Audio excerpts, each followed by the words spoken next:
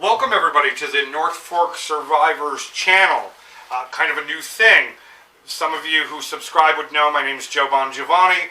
I'm the curator and Bigfoot researcher here at North Fork Survivors in Toutle, Washington on Spirit Lake Highway. I've gotten a lot of requests to do a video like this, and it's one of the reasons why I figured to start this channel that I would kind of sit down and have a little chat. And so people have requested that I go over kind of what we're doing here with the C.S.R.O, the Cascade Sasquatch Research Organization, and also this crazy Mount St. Helens collection that we're going through. So instead of showing you bits and pieces or news reports and so forth, I figured it would be very interesting to take you on the journey with me, because that's what the requests are asking for. So here in front of me, the North Fork Survivors, these are tracks that we have that we use for education and talking about Bigfoot in the Pacific Northwest. And then because we're in the Mount St. Helens vicinity, well, we blended the two worlds together.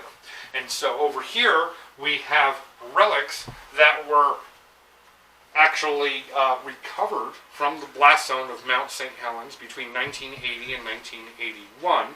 And these items right here, in the case that's on the other side, are a small synopsis of what we have here at North Fork Survivors. The intention is to put together a narrative that the general public can walk through and see these items. Now, why are they important? Well, they've been hidden in a building for the last 43 years and nobody's seen them. On this channel, you're going to hear a name by of a person by the name of Clara Otteson, who was a historian and extremely smart person. And one of the missions we have here at North Fork Survivors now is to tell her story, along with the people that are on the wall behind me and the 57 people in total that were killed in the Mount St. Helens eruption. So I like to say that I put faces and stories to the names on the plaque. What I'm going to do today is we're going to kind of take a walk around, and I'm going to show you some bits and pieces of what we have going on here. And then as we progress through this channel, I guess it would be super cool as we take this collection apart and find new things. You can be with me. And my hopes is to do this as far as posting a video at least twice a week. And we're going to start out with about once a week, but I'd like to get to twice a week and bring you along on the journey. So if you are a subscriber, outstanding. Finally doing something. I appreciate you subscribers hanging in there with me for so long. People that have common interest in Bigfoot and the history of the Mount St. Helens area, well, share this channel with them. Let them know what we're doing here. And why is this important? Well, you all, the subscribers that have been with me forever, you are on the leading edge of something really cool that has happened. And that is this collection and all of these artifacts that were associated with the Mount St. Helens eruption. Nobody's ever seen them since 1980. And as we go through here, you get to be the first and go on the journey. We'll look through boxes. We'll open up documents. We'll find photographs. And we will even be going through vehicles and items that nobody's ever seen before. So it should be a very, very interesting journey. So let's go and get started.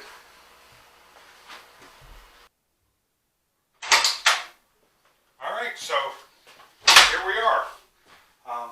This is the main section of the narrative that I'm putting together right now.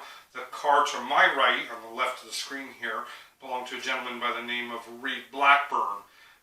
Very, very iconic and important individual involved with the eruption, and we're definitely going to be going over his story as we go along here.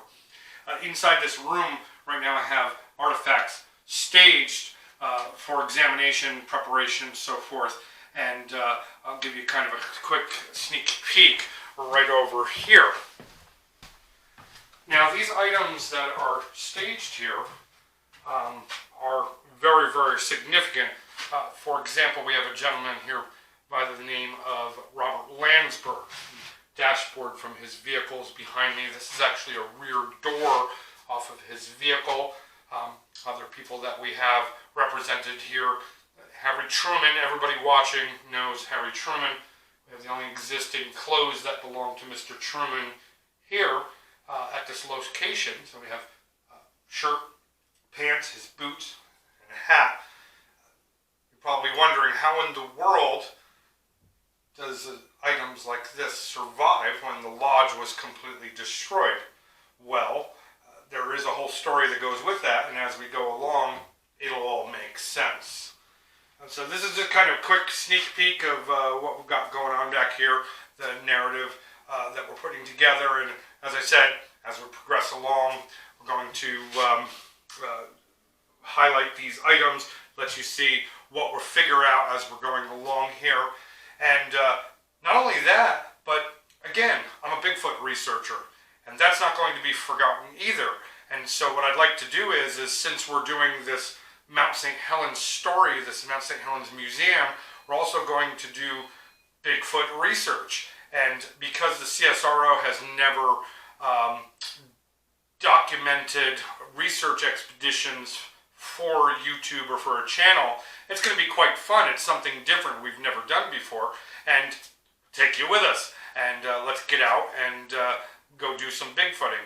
In regards to that, I'll be happy to show you the vehicle that we use at the C.S.R.O. So we're going to go outside now and we're going to go take a look at that.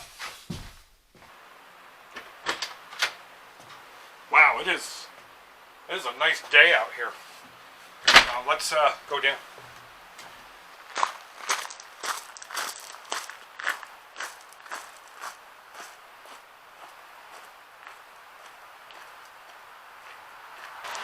Okay, so, well, here it is.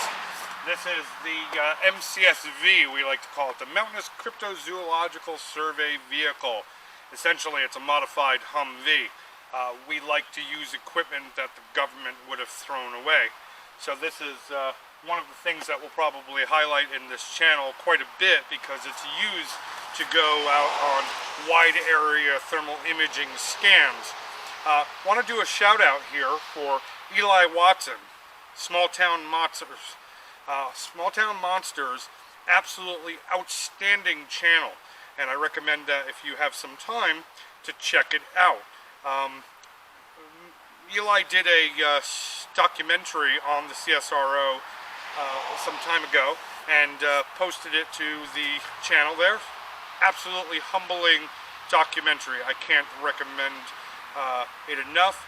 And in fact, watching it, I want to know who this person is that he did this documentary on, because he looks like he's a pretty cool guy. The Humvee is featured in it. Thermal imaging hit that we got northeast of Mount St. Helens just captures it perfectly. So that's one that I would recommend to go and check out as a Bigfoot person like myself. So here it is, and we'll definitely be taking a look at this in the future. And we're going to go and take a look at some other little things that we have here on the property, some big things on the property too. So let's go. Boy, you're just getting the grand tour right now. So what are we looking at? A lot of you may know what it is. 1923 65 horsepower case steam tractor. Between museum stuff, Bigfoot research, that's not enough to keep you busy, right? So might as well throw in something mechanical and make it really interesting. Well, this guy right here is actually in running condition and will be used here at North Fork Survivors as a demonstrator model of early 20th century logging. And we're down to just putting plumbing on it. So since we're doing the museum stuff and we're doing the Bigfoot stuff, why not do the steam stuff too? And so we'll do some video and bring you along when we test fire this, and hopefully this year, and October, November, we'll get this under steam and driving around. It's the most fun you can have at 2.5 miles an hour. Let's keep going.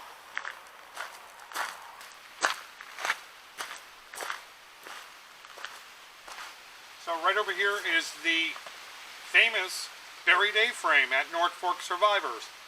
Any of you out there want to go on Google and check it out? Pretty neat story and an iconic location. Just type in Mount St. Helens buried A-frame, and I guarantee you 200 separate items are going to come up about this building. What we know is that it is, at this point, is the last building standing directly affected by the eruption. And it was built by my friend Blair Barner in 1979. Pretty cool story there. And then over here, we have a vehicle on the roof. We talked about Robert Landsberg before, his famous photos. And this is his 1969 Dodge Coronet 500. And we have it here at North Fork Survivors. The intention is to get it undercover and inside and get it protected so that it's not lost to history. So these are some of the things. We have other vehicles also we'll go over. These are some of the things that we have that we're working on here. I say we, a lot of it is me, and then I also have friends who donate their time to come here and help me. The main people that I'd like to thank that help out with this is we have Scott Kemery, who is unbelievably knowledgeable with the Mount St. Helens story. We have Dave Keeler, who is also unbelievably knowledgeable with the stories of Mount St. Helens. And then we have Eric Cole, who's knowledgeable about the stories of Mount St. Helens, and the most amazing person I've ever met with knowledge on logging, Weyerhaeuser logging in this area, down to the finest details. In fact, we like to joke and call him the Rain Man of logging because it's just so much in his mind, and it helps out with a lot that we do here. We also have my colleague, Colby Russell, who helps us out, and he does Bigfooting, and now he's just gotten involved with the Mount St. Helens aspect of it. And then from Expedition X, my friend, my brother, Jim Snodgrass, who has been with me on this journey since the beginning and the beginning of the 1980s, right? He's been with me for longer than I can ever remember at this point. And so these are some of the people that will be bringing you to meet and see how they do things, and I guarantee you have a good time. So I thank you very much. Again, just a little introductory video and start putting some stuff together. Let's get started. Let's have some fun, and let's learn something and have fun doing it. I'll see you soon.